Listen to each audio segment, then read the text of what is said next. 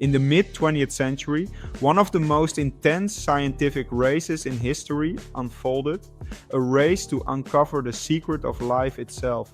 At stake was the answer to a question that had puzzled humanity for centuries. What carries the blueprint of life? This is the story of DNA, how it was discovered, the rivalries it sparked, and the scientists who unlocked its structure. A story filled with brilliance, ambition, and controversy. The story begins in the early 20th century, long before DNA became a household term.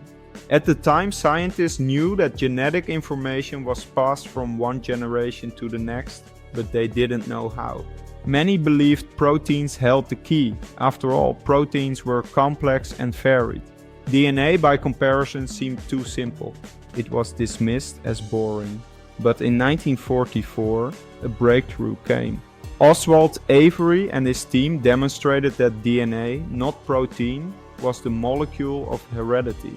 This discovery laid the foundation for one of the greatest scientific pursuits of all time. By the early 1950s, the race was on to uncover the structure of DNA. The stakes couldn't have been higher. Cracking the DNA code promised to unlock the secrets of inheritance, evolution, and even disease. The key players were as diverse as their approaches.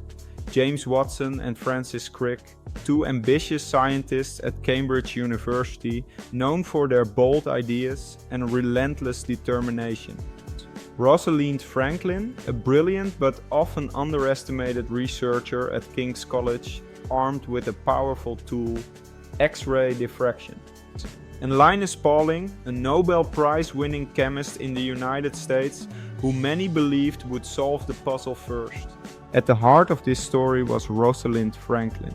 Working at King's College London, Franklin captured some of the clearest images of DNA ever seen. Her X-ray diffraction photos revealed a striking helical pattern. But Franklin faced challenges, not from the science but from her own colleagues. She worked in an environment rife with sexism and was often excluded from critical discussions. Unbeknownst to her, one of her colleagues, Maurice Wilkins, shared her data with Watson and Crick without her permission. Meanwhile, Watson and Crick were hard at work. Using data from Franklin's X-ray images and other sources, they began building physical models of DNA. Their aha moment came when they realized DNA was a double helix, two strands twisted around each other like a spiral staircase. The structure not only explained how DNA stored information, but also how it replicated, a key to life itself. In 1953, Watson and Crick published their model in Nature. The scientific world was stunned. They had cracked the code of life. While Watson and Crick celebrated their triumph, Franklin's contribution went largely unrecognized. She continued her groundbreaking work on viruses, but tragically died of cancer in 1958 at just 37 years old. In 1962, Watson, Crick, and Wilkins received the Nobel Prize for their work on DNA. Franklin was not included. Nobel Prizes are not awarded posthumously. The discovery of DNA structure was just the beginning. Today, DNA is at the heart of countless scientific advancements: genetic engineering, forensics, medicine, and even our understanding of evolution. But the story of DNA isn't just about science, it's about the people behind the discovery.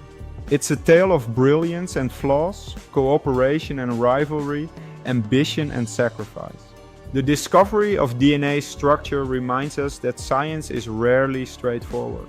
It's a journey filled with triumphs and challenges, with every breakthrough resting on the shoulders of those who came before. What other mysteries of life are waiting to be unraveled? Perhaps the next great discovery is just around the corner. Subscribe for more stories of science, history, and innovation.